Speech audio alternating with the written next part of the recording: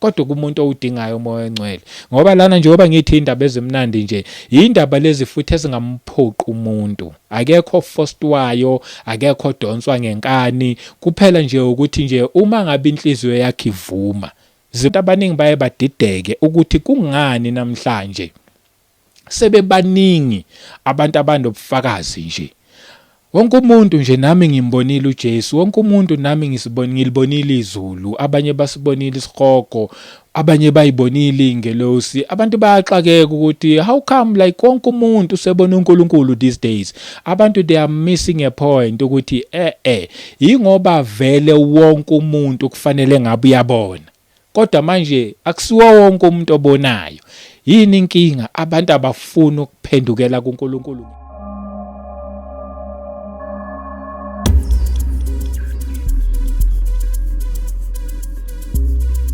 Welcome once again kuKota 2 Media. Igama lami ngumduduzi ngwakashabangu. Angiqale ngokubingelela umoya oyingcwele okhona phakathi kwethu. Bese ngibingelela abangcwele bonke kuyindawo zonke la kufinyelela khona le message. Mangabe nje uyaqala ukuhlana nale message ungabusashintsha. La ekhaya sikhuluma indaba nje ezimnandi ezithinta umuntu kanye noNkulunkulu. Akukho kunye, azikho ezinye indaba ezimnandi ukudlula lezi zona indaba ezikhona neziphilayo. Ngithi nje anginibingelele, ngibonge ngama subscribers, ngiyanibonga kakhulu. Ngibonge ngama comments, ngibonge ngama returning viewers. Ngibonge nje kuwo wonke umuntu oshareayo futhi adlulisele nakwabanye, eshare lama messages, ngoba ekugcineni kwakho konke siyakhana siyakhulisana, akekho waziyo, kodwa nje sazi lokhu uNkulunkulu asambulela khona ngaleso sikhathi. So sonke siyasizana, siyakhana ngazo zonke indlela. Sikhuluma ke la nje ngomoya oyingcwele, sikhuluma ngokubaluleka kamoya oyingcwele, sikhuluma ngokuthi umoya oyingcwele siyamdinga kakhulu. Kulesi sikhathi esesiphila kusona umoya oyingcwele uvalelwe ngaphandle. Ingakho ibandla lihambela ze lafika kwistate eselikusona njengamanje. Uma ungakubhekisise izinkonzo eziningi, unokuthi mawuthabheka uthole ibuilding kuthiwe yayivutha le building, yayishisa. Abafundisi ababela ngalesa sikhathi kwalalihamba ivangeli, kodwa namhlanje seyavalwa, seyaphela inkonzo nje. Uyabona nje ukuthi sekwaphela ngayo. Yini indaba? Abafundisi ababekhona ngaleso sikhathi bebewazi ukubaluleka kamoya oyingcwele, futhi bebemuhlonipha umoya oyingcwele, bebemlalela. Kwahamba ke kwangena nje abanye okusho ukuthi hayi bamvalela ngaphandle umoya oyingcwele, thinking bazokwazi ukuhamba ngewisdom yabo, bazokwazi ukuhamba ngeknowledge yabo, ngeacademics yabo, kanti lutho kwezi kaNkulunkulu izinto sidinga nje. Futhi nje ngithi nje mina ukuphila komuntu konke siyamdinga umoya oyingcwele, ngoba akakhona nje ukuthi umoya oyingcwele osebenza ezwini kuphela. Mhlambe ngesikhathi sezwi usisiza kuyo yonke iarea yempilo, kukho konke. Mhlawumbe ufuna ukuthenga indlu, uyakwazi umoya oyingcwele ukuthi akusize ukuthi ungayithengi lapha kodwa ithenge lapha ngama reasons athile. Mhlawumbe ufuna ukuthatha unkosikazi, yakwazi ukukusiza umoya oyingcwele.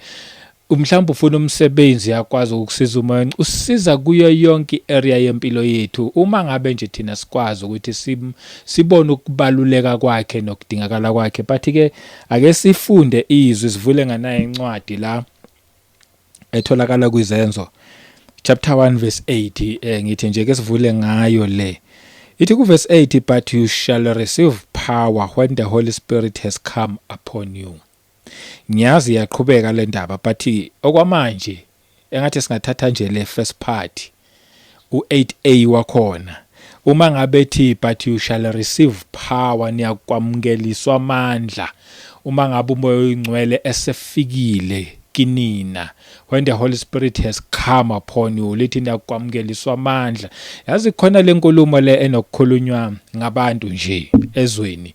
Le nkulumo le ethi uma ngabe kuukuthi ufuna ukwenza something extraordinary empilweni, baye bathi udinga ukuthi ungafaki nje u100% wakho we-effort kuleyo nto leyo, but udinga uku-add another 1% ngaphezulu, ngoba abantu abaningi bayawufaka u100%. So wena ukuze ube extraordinary udinga 1% more ukuze ke manje into yakho uzothi uma ngabe uyenza ibe like wow, because of that 1% more. Baye bakhulume ngaleyo ndlela abantu basezweni. Uma sesibuya la kukaNkulunkulu, lithi izwi likaNkulunkulu, but you shall receive power when the Holy Spirit has come upon you. Masizo kuyindabeni lezi ngithi mina zimnandi indaba kaNkulunkulu, the good news. Siphiwe ipower, engingasho ngithi yiwo lo 100%. Siphiwe ipower yethu nje ye-nature yokuthi ungakwazi ukwenza lokho noma unyakwazi ukwenza lokho. Sikuphiwe lokho natural. But kukhona amandla esiwadinga ngaphezulu kwalawa thina esinawo, ngoba lawa awethu amandla anelimit. Ahamba phelelwe lawa wethu amandla, ugijima ngawo along the way uphelelwe. Ngama reasons amaningi, mhlambe ngenxa yefear namahloni nazo zonke ezinye izinto.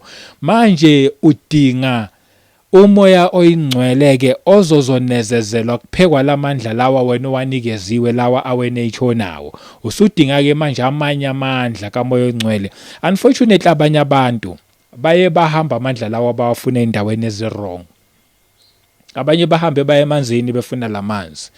Abanye bahambe baye endaweni beyobuza, beyoconsult, abanikezwe izinto kuthiwa sebenzise lokhu nalokhu, ugqume, uchathe, uyigcaku, bagcatshwa, benzwa zonke lezi zinto. Abanye baze bathwala befuna amandla, and that's the most unfortunate part.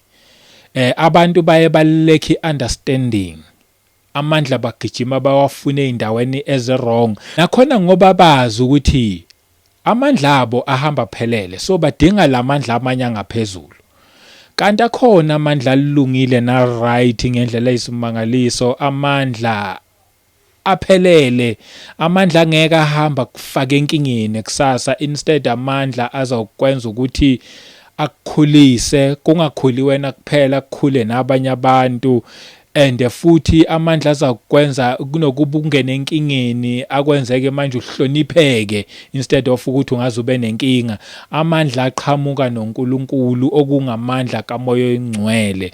Ukuthi nje lamandla lawa adinga nje ukuthi umuntu azane noNkulunkulu, asondele kuNkulunkulu, athande uNkulunkulu. But abantu bayakiyeka lokho kulula, bayofuna lokho ku difficult, okubukeka kulula mabekwenza, kanti ama result akhona mabi kakhulu, kunama consequences okubhubha komuntu. So lidleli izwi ke sakwamukeliswa amandla mangabe umoya oyingcwele sefikile kuthina.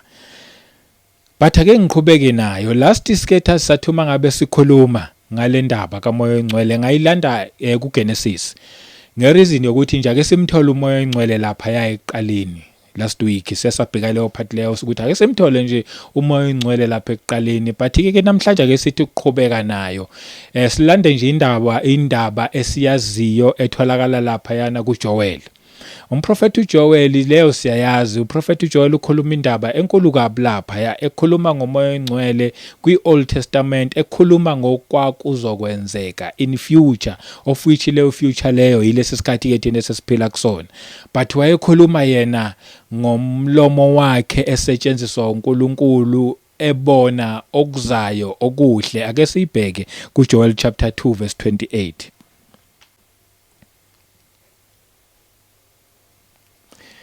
Ithi ke la kimi kuJoel chapter 2 verse 28, ithi, and it shall come to pass afterward that I will pour out my spirit on all flesh. Mhlawumbe nje ngime lapho silokho siqhubeka nayo kancane kancane. Uthi uNkulunkulu kuyofika isikhathi, it shall come to pass afterward that I will pour out my spirit on all flesh. So fika leso sikhathi la khona ngiyakuthulula umoya wami, kusho uNkulunkulu ngomlomo kaProfeti uJoel. La khona ngiyothi manguthulula umoya, nguthululele kwinyama yonke. Ngalesikhathi lesi umprofeti uJoel ekhuluma lamazwi, umoya oyingcwele wawuvele ukhona ngalesi sikhathi, kodwa wawungehleli kwinyama yonke, wawungathululwa kwinyama yonke. Ngalesi sikhathi lesi umoya oyingcwele wawuthululwa kumprofeti, nakhona wawungahlali, wawehla ngesikhathi kumele umprofeti enze lowo msebenzi, even kwalokho futhi bewusuka. Kanti futhi umoya oyingcwele bewuthulule kuma kings, amakhosi, for a certain purpose ube khona emvani kwalokho futhi bawusuka kanjalo nakumpriest. Kusho ukuthi umoya engcwele ngalesi sikhathi se-Old Testament, ngesikhathi sikamprofeti uJoel, bawuthululwa kumpriest, kwinkosi, kanjalo futhi nakumprofeti, kodwa bawungahlali, bawuba khona uphinde usuke, uba khona nje ukuzokwenza lowo msebenzi loyo. So uprofeti uJoel ukhuluma enye indaba ngaso leso sikhathi leso. Bonke abanye abantu abebephila ngaleso sikhathi ubungehleli kubona umoya engcwele. Uthi ke manje uma ngabe khuluma uthi kodwa khona isikhathi esizayo, lesikhathi lesesizayo umoya oyingcwele uthi uNkulunkulu uyakuthulula umoya wakhe kuyo yonke inyama. Okusho ukuthi manje na yilesi sikhathi lesi nabo Prophet Joel babesibuka bechazeka ngalesi sikhathi ukuthi engabe sofika nini, mhlawumbe babecabanga emva kwezinyanga ezithile, mhlawumbe emva kweminyakanyana nje ethile, kanti wayekhuluma ngento azakwenzeka emva kweminyaka eminingi, and wayekhulumela thina lesikhathi lesi sesiphila kuso, ekhuluma ukuthi umoya kaNkulunkulu uyakuthululela kuyo yonke inyama ngalesi sikhathi lesi. But uma ungakuthi uyabhekisisa kahle, yebo umoya kaNkulunkulu uyawuthulula ngempela futhi kuyenzeka ngempela, kodwa akawuthululi kuyona yonke inyama. Okusobala ukuthi ngoba uNkulunkulu wawakhuluma lamazwi, ewakhuluma ngomlomo kaProfeti uJoel, ukuthi ngiyalezi ikhathi lesi kuyofika isikhathi lapho ngiyothulula khona umoya oyingcwele, ngiwuthululele kuyona yonke inyama. Ngoba wathi mayekhuluma lokho, kanti noJesu wasekhuluma ukuthi abahlala abafundi bakaJesu until bagcwaliswe ngomoya oyingcwele. Uziyasho futhi ukuthi uma usufikile umoya oyingcwele nakuthola amandla, uma umoya oyingcwele sefikile phezulu kwenu, okusho ukuthi kwasase sifikile ke leso sikhathi saqala lapho kuze kuzofika lesi sikhathi samanje. Ngokohlelo lukaNkulunkulu kumele ngabe umoya oyingcwele uthululwa kuyo yonke inyama, but uma ungakubhekisise kahle akwenzeki. Uyathululwa kodwa hayi kuyo yonke inyama. Ubona ngani ukuthi awuthululwa kuyo yonke inyama? Ubona ngokuthi lithi lelizwi uma esefikile umoya oyingcwele nakwamukeliswa amandla. Lamandla lawa athi uma ngabe sefikile angeke uhlale. Amandla lawa akusukumisayo noma ngabe bewuthi uhlela wenza lutho. Amandla lawo akwenza ukuthi manje nyakaza, do something. Athi uma ngabe sefikile lamandla awukwazi ukuhlala nje ugoqa izandla uthi hayi nami ngiyabukela. But uma ungakubhekisise kahle, abantu abaningi, ngikhulume nje ngabantu impela nje abamaKristiyan abathi silandela uJesu Kristu, samconfess ukuthi uyinkosi nomsindisi wokuphila kwethu, ngikhuluma ngabantu abasindisiwe. Uma ungathi ababhekisisa kahle, iningi labo abanawo amandla, and uma ubheka futhi inkinga la akusuyena uNkulunkulu. Okusobala ukuthi inkinga ikithi thina esisindisiwe, thina esilandela uJesu, thina esikholwa kuyena. Wayisingenawo lawa amandla ngoba ngokaNkulunkulu wathi ngiyakuthulula kwinyama yonke, but akwenzeki. Okusobala inkinga yikho kuNkulunkulu, inkinga ilakithi, kufanele siyiseshe thina, siyibheke thina. But ke ake siyibheke thina ngokwezwi kuyo lencwadi le kaJoel, siyilungise thina ukuze sokwazi ukuthi umoya ongcwele siwuthole, ngoba ngempela siyamdinga umoya ongcwele, siyamdinga ngendlela eyisimangaliso kubantu ke abafuna ukuthi bahambe ngendlela efanele nangendlela ezothandwa nguNkulunkulu la emhlabeni. Siyamdinga umoya ongcwele, sikwazi ukumvalela ngaphandle. But nakho ithi futhi khona la ku chapter 2 kaJoel verse 12, ithi now therefore says the Lord, kusho uJehova, turn to me with all your heart.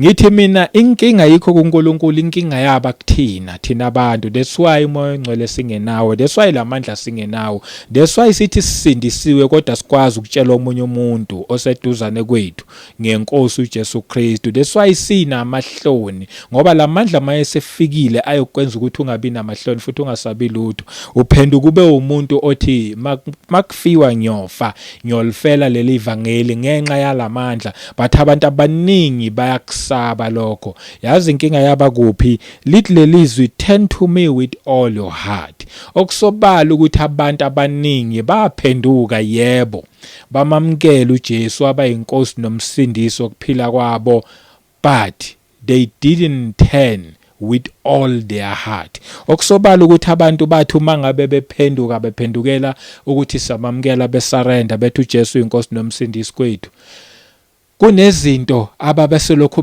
beyibambile bengafuni ukuyidedela. Inhliziyo enye ikuJesu, enye inhliziyo futhi ikulezi zinto okumele ngabe bayayiyeka but still abafuna ukuyiyeka. Ziningi izinto abantu abangafuni ukuyiyeka, mhlambe ngaba amadlozi, mhlambe ngaba imithi, mhlambe ngaba ukuthembela emntwini othile. Ziningi nje izinto ezenza ukuthi umuntu angaphenduki ngokuphelele ngenhliziyo yakhe yonke, aphenduke athembe uNkulunkulu, athembe uJehova. Ziningi izinto okusobala ukuthi abantu bathi uma baphenduka half, enye phathi kuyimpela uNkulunkulu, nabo ngempela bayasho futhi bathi siyamthanda. Enye kodwa iphathi kulezi zinto zabo lezi abayithembile nabayithandayo, lezi abangafuni ukuyidedela. Kanti lithi izwi, turn to me with all your heart, ngenhliziyo yakho yonke. Sengisho ke manje kumuntu othi mina ngidinga umoya oyingcwele, angithi ke manje ngilethe isolution ukuze uNkulunkulu akwazi ukuthi lo moya wamandla akunikeze wona, ukuze uzokwazi nawe ukuthi ube namandla nawe, uzokwazi ukuthi umsebenzele without fear kodwa ngefaith kuphela. Udinga ke manje ukuthi phenduka, shiya konke okunye, turn to the Lord with all your heart, ngenhliziyo yakho yonke, uzidele mawuza kuyena. And then liyaqhubeka lelizwi khona la ku verse 12 bese lithi with fasting, makumele fasta ngoba lisho njalo lelizwi. Lithi with weeping, makumele ukhale kuNkulunkulu, urepente, uyicebe wena ngokukhala konke, uzinikezele kuNkulunkulu, ufaste, ukhale kuNkulunkulu, uthi Baba bengikhonza kodwa bengakukhonzi ngokuphelele, bengikhonza kodwa bengikhonza ngohalf, manje ngifuna ukukhonza ngiphelele kuwena. Uzinikezele, uzendlale, uyineke phambi kaNkulunkulu. Liqhubeke lithi and with mourning, lithi futhi lelizwi leli and futhi ngokulila, uzisondeza kuNkulunkulu, uphenduka, usondela kuNkulunkulu. And uma ngabe ungakukwenze lokho okukhulunywa la uverse 12 la kuJoel chapter 2, ngempela le ekhulunywa la futhi kuverse 28 kuJoel chapter 2 izawukwenzeka, ngoba uNkulunkulu ubheka inhliziyo yomuntu, akabheki okuningi, ubheka nje inhliziyo yomuntu ukuthi ngempela izinikezele kangakanani kuyena. Uma ngabe bona ukuthi uNkulunkulu ngempela uyazinikezela kuyena, umthanda ngenhliziyo yakho yonke, uphendukela kuyena ngenhliziyo yakho yonke, lamazwi lawa ke manje athi umoya lo wami ngiyawukwehlisela kuyona yonke inyama ngaleso sikhathi, nawe uyokwazi ukuthi umoya oyingcwele ehlele kuwena, afike azohlala kuwe. Kodwa kumuntu owudingayo umoya oyingcwele, ngoba lana njengoba ngithi indaba ezimnandi nje, indaba lezi futhi ezingamphoqi umuntu, akekho forcedwayo, akekho donswa ngenkani, kuphela nje ukuthi nje uma ngabe inhliziyo yakhe ivuma, zimnandi ngalokho, akekho donswa ngenkani. Akekho futhi ozothukwa uma ngabe ukuthi kanjani, kuphela koluza wena, ngoba manje uma ngabe ungenawo umoya oyingcwele ngeke uzazi wena, ngeke wazi nokuthi wazelana emhlabeni. Ungahamba wena nge-understanding yakho, mhlambe nange-education yakho, nange-career yakho, mhlambe uzuyongena ethuneni thinking ukuthi wena vele lento oyenzayo yile vele owadalela ukuthi uzoyenza emhlabeni, kanti akusiyona. Umoya oyingcwele uyothi uma usufikile kwena uyokusiza nanokuthi nale career mhlawumbe obuyikhethile, it's fine boyikhethile, uNkulunkulu ebekubekezelela until uphenduke ukuthi bekungesiyona owayewizele emhlabeni, wena obukade ukuzele emhlabeni yilokhu. Ususizwa ke manje umoya oyingcwele bese yaqala manje ungena kwi-direction e-right, okuyiyona yona ezokulethela ipeace mangabe usuyenza. Abantu abaningi bayasebenza kodwa abawuthanda umsebenzi abawenzayo. Aza uthi umuntu efika emsebenzini athi yoshaya nini, omunye athi efika athi break izoba nini, omunye athi lunch izoba nini, athi yoshaya nini. Lokho yisign yokuthi abantu bayasebenza but abawuthanda umsebenzi abawenza. Omunye ujaha leave ukuthi yofika nini, omunye ujaha imonth end ukuthi yofika nini. Abayithandi lento abayenzayo abantu. kodwa baphoqelekile ngenxa yemindeni yabo. Yini enza lokho? Okusobala ukuthi even kwawena deep down kuwe kuyasho ukuthi lento oyenzayo uyihudulela kuyona but akusiyona yakho. That day wathola umoya oyingcwele lithizwe ngomoya wamandla yokurevealela okungokwakho owawukuzelela emhlabeni, and lokho yothi mawusukwenza uzokuthanda. Awuzukujaha tea time, awuzukujaha lunch, awuzukujaha even nanane-leaf ukuthi leaf ifika nini, awuzukujaha konke lokho. Futhi mangabe usuthole lo msebenzi uNkulunkulu akulethela wona emhlabeni, awujahanga ngisho nanane-pension ngoba la kuthathwa pension. Uthi uma ngabe usuwenza lo msebenzi lifetime yakho yonke uyozongena ethuneni, futhi uwenza with peace and joy, ukujabulela. Uma ngabe umuntu ethi yeka lo msebenzi, ucasukela lo muntu othi yeka lo msebenzi ngoba manje wena you understand ukuthi umsebenzi wawuzela emhlabeni, yilo vele okuwona okufanele uwenze futhi uyawuthanda. Yini sekufika umoya oyingcwele ke manje uyakwambulela ukuthi wena ungubani. Kodwa abantu abaningi abawufuni umoya oyingcwele, abantu abaningi abafuni ukuphendukela kuJehova ngenhliziyo yabo yonke. Abafuni abantu ukuphenduka ngalokho ukuthi bafaste, bakhale, balile phambi kaNkulunkulu, bezisondeza kuyena. Abafuna ukwenza lokho. Abantu bafuna ukuphila lempilo enzima le nje yokuphila becomplaina each and every time ukuthi hayi lo msebenzi engiwenzayo uyangigulisa, nalo msebenzi hayi lo msebenzi unzima, hayi lo msebenzi this and that. Ucomplaina nje ingoba kuyasho deep down kuwena ukuthi lokho okwenzayo akusikhona wakuzela emhlabeni, but ikhona into okufanele engabe uyayenza le owayizela emhlabeni oyokwambulela leyo phathi, umoya oyingcwele. That's why ngithi mina siyamdinga umoya oyingcwele. And uma ngabe sefikile lithi ngalesi sikhathi lesi thina siphile esikhathini esomusa nesenhlanhla. Ngesikhathi uJoel ekhuluma lamazwi lawa, bebephila nabo, bekuyisikhathi nabo besasilingene bona, but bona bebengakwazi ukuthi konke lokhu thina kule generation esesiphila kuyona bebengakwazi ukukureacha. Thina ke manje uNkulunkulu uthe nje senginikeze wonke umuntu umoya oyingcwele, kumele wehlele kuyona yonke inyama, but inkinga yabantu abafuni ukuphenduka ngokuphelele beze kumina. Abantu basabambelele ezimalini zabo, abantu basabambelele ezintweni zezwe, abantu bathanda izwe kunokuba bathanda uNkulunkulu owabadalayo. As a result, obani abalimalayo? Abantu. But asiqhubeke nawo le ndaba ekhulunywa nguJoel la ku chapter 2 verse 28. Ithi, your sons and your daughters shall prophesy. Ngesikhathi uJoel ekhuluma lamazwi, amadodana namadodakazi ayengaprofeti, bekuprofeta kuphela umprofeti labo umoya ongcwele busuku ehlele kubona ngaleso sikhathi. Kodwa ke manje lithi ngalesi sikhathi lesi, your sons and daughters shall prophesy. Uze umuntu emangala ukuthi hawu senashumayela nibancane kangaka, hayi isikhathi esesiphila kuso. Lithi vela amadodana namadodakazi ayakuprofeta. Yini indaba? Kungenxa yokuthi umoya oyingcwele yobuso ehlele kubona. Bese laqhubeka lithi, your old men shall dream dreams. Abadala bayokuphupha amaphupho. Angithi manje umoya oyingcwele uthi mawusufika uletha lawa amandla lawa, and mawusuletha lamandla awubi namahloni okushumayela, because lamazwi lawa athi your sons and your daughters shall prophesy akhuluma ngokukhuluma indaba kaNkulunkulu. Awuzukuba namahloni ngoba manje sekufike lawa amandla lawa, and lamandla lawa ayokwenza ukuthi abadala baphuphe amaphupho. And malithi your old man, alichaza ukuthi uma ngabe umncane uphupha amaphupho, mhlawumbe ungazobe ne-confusion ukuthi lithi your old man shall dream dreams, but mina ngimncane ngiphupha amaphupho, and futhi uNkulunkulu ngithuma ukhuluma kumina through amaphupho engithuma ethi mangenza umsebenzi wakhe. So why lithi iBhayibheli your old man shall dream dreams? uNkulunkulu wabhala nje ngamabomu. Ukhumbula ukuthi njengoba thina sila emhlabeni siphila, I may be young ngokwala emhlabeni, but ngokaNkulunkulu I'm not young, ngimdala ngoba bengivele nginaye, ngisuka kuye, ngazozalwa la emhlabeni.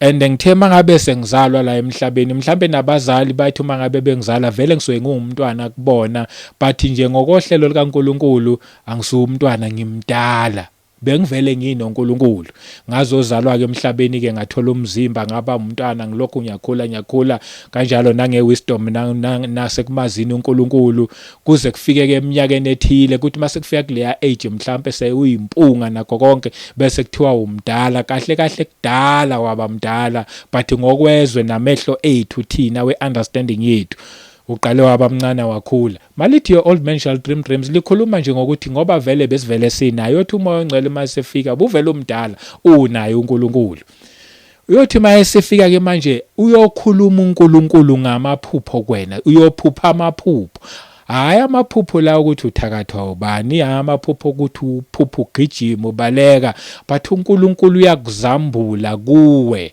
through amaphupho uNkulunkulu uyakuzile umoya ongcwele lo yothi mayefika ngoba lithi lelizwe futhi uphinda ambule uJesu siyaya kuleyo ndaba uNkulunkulu nje mayesasigcinile sohamba sifike lapho ukuthi umoya ongcwele ufika ambule uJesu ngawo lamaphupho umbone izulu liyambulwa ngawo lamaphupho even nesihogo siyambulwa ngawo lamaphupho whatever uNkulunkulu afuna ukuyambula kuwena uyambula through lamaphupho but ngeke kwenzeke lokho uma ngabe umoya kaNkulunkulu engakafiki kuwena kufanele ube nomoya kaNkulunkulu ugcwaliswe ngalamandla and then uyobe usuyaqala ke manje uphupha amaphupho iyaqhubeka le ndaba bese ithi your young man shall see visions.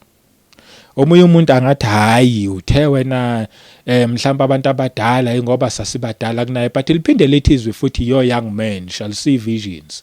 And mangawuthi abhekisisa futhi bakhona abadala impunga ezibona imibono. So lichaza ukuthini malithi your young man shall see visions.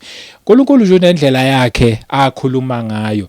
Your young man shall see visions because vele sifika la emhlabeni ngokwamehlo ethu sibe bancane siye ngokuya silokhu sikhula but nje konke uma ungakubhekisisa kahle khona abaphupha amaphupho kube khona ababona imibono ngokwamehlo ethu abancane bayokubona imibono abadala bayokuphupha amaphupho but okubalekile la ile message ukuthi khona abazakuphupha amaphupho khona abazokubona imibono ukuphupha amaphupho ukuthi uma ngabulele and then uNkulunkulu bese fika kumoya wakho bese ekubonisa imfihlakalo zangale ekhaya akhulume azambule kuwena okusho ukuthi ukhuluma nawe usuke but wena ulele ngaleso sikhathi kanjalo nobona imibono uyibona uhleli ubhekile noma uhamba ubhekile bese uqala ukubona umehluko ukuthi omunye uhambe ubone ebhekile omunye ubonelele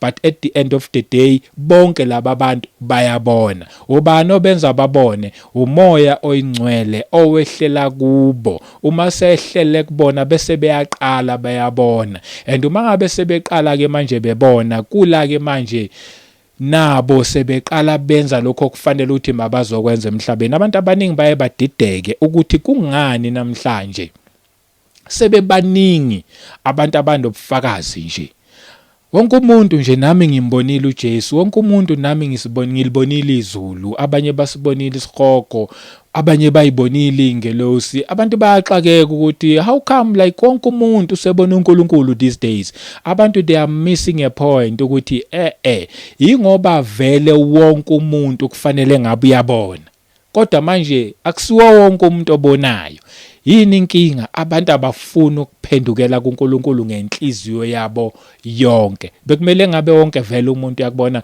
bengamelanga futhi kusurprise ukuthi uzibani ubonile phela bekumele ngabe sesixoxa nje ukuthi hawu nawe wakubona lokho hey nami yazi lokho ke ngakubona uNkulunkulu wangambulela athi omunye mina ngabona lokho yabona kungasurprise lokho kungabi ukuthi manje ngazathi hayi abantu sebenamanga kakhulu kulamalanga abantu they lack understanding okungamfuni uNkulunkulu bese bethi mabe mangazwa ama testimonies alethwa abazalwane kubese ngazathi into entsha engekho nje emangazayo kanti siphila kulesikhathi la kumele ngabe umoya ongcwele wehlele kuyona yonke inyama ngokuNkulunkulu isikhathi lesi wonke umuntu kumele ngabe umoya ongcwele wehlele kuyena but akwenzeki inkinga yikho uNkulunkulu akakhuluma amanga yithe sinamanga instead yithe singamfuni uNkulunkulu ngokuphelele okwethu is to repent ukuze sokwazi ukuthi sikwazi ukuphelela kuyena Ithi kuverse 29 sengiyivala ngaye ithi, and also on my men servants and on my maid servants I will pour out my spirit in those days, meaning even ney'ncekukazi izisebenzi zonke uthi uNkulunkulu ngiyakwehlisa umoya oyingcwele kuyona umoya wakhe kubo bonke laba bantu ngalawo malanga lawo. Yilesi sikhathi sesiphila kuso, siyamdinga umoya oyingcwele. uNkulunkulu wayengekeke athi umoya oyingcwele ngiyakwehlisela kuyona yonke inyama just for fun. It was for a good reason. Uzosiza thina ekuthenini sazane noNkulunkulu siphelele kuyena. Kodwa ke manje inkinga thina simfuni. Nalama messages lawa ayasibhora. Sithanda izinto zezwe. Sindisiwe. Siya emasontweni each and every Sunday. Kodwa lo nkulunkulu asimthandi. Sithanda izwe, sibamba uNkulunkulu ngapha sabambizwe ngapha. Asiphelelanga ngenhliziyo yethu yonke. Ingakho abanye bethu baphenduka babe nomona uma ngabe uNkulunkulu ambulela abanye, kanti laba bathi mabefuna uNkulunkulu bamfuna ngenhliziyo yabo yonke. And uNkulunkulu abanika umoya oyingcwele bese yabambulela. Wena utholakala umdala enkonzweni uneminyaka usonta. Uthi wena why lokhu kungenzeki kumina? Khona lento ibambile ongafuna ukuyiyeka. Ngala futhi uthi ukholwa uNkulunkulu.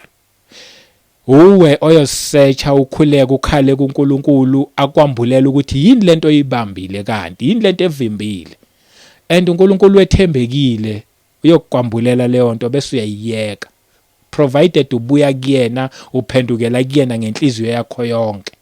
Andeke manje uyobe sethulula umoya oyingcwele nakwena kuphumele jealous, kuphumele umoya omubi lo kwenza ukuthi uzonde lo bese ngazathi uNkulunkulu khona abathanda kakhulu abanye ubathanda kancane kanti uNkulunkulu usithanda ngendlela efanayo. Liyasho nezwi lithi akaye ngobuso bomuntu. Cha. Ubheka inhliziyo yomuntu kuphela ukuthi mawuthi uyamthanda, mawuthi uconfessa yena ukuthi uJesu uyinkosi nomsindisi wokuphila kwakho, inhliziyo yakhe iphelele kangakanani kuyena. Uyamdinga yena umoya oyingcwele, mhlawumbe umdingi vele. And mawungamdingi naye ngeke akuphoqe ngomoya oyingcwele. Ngeke akuphoqe ngento ongayifuni noma ngomuntu ongamfuni. Kodwa uzokunikeza umoya oyingcwele provided uyawufuna. Sikhathini esimnandi lalithi khona izwi umoya oyingcwele yakwehlela kuyona yonke inyama. Ngithi mina samdinga umoya oyingcwele, angikwazi ukuqhubeka ngiye phambili la. Namhlanje ake sime khona la soqhubeka next time futhi siya phambili ngokusizwa yinkosi ngoba uyena ohambula konke lokho. Engakusho nje mina ukuthi mangakamthatha uJesu, mthatha beyinkosi nomsindisi wokuphila kwakho, kholwa kuyena, uphelele kuyena. Uthi nje mawuza kushiye konke uze kuyuphelele kuyumethembe, lahla zonke izinto wakhulu uyithembile zilahle ngoba vele zizokusa sihogweni ayinamsebenzi. Bese uyabuya uzothemba uNkulunkulu ngenhliziyo yakho yonke, ubone ukuthi uNkulunkulu ngeke yini athembeke kuwena uma ngabe nawe uyathembeka kuye. Igama lami nguMduduzi ngwaShabangu. Asiphinde sihlangane futhi kwivideo elandelayo. Amen.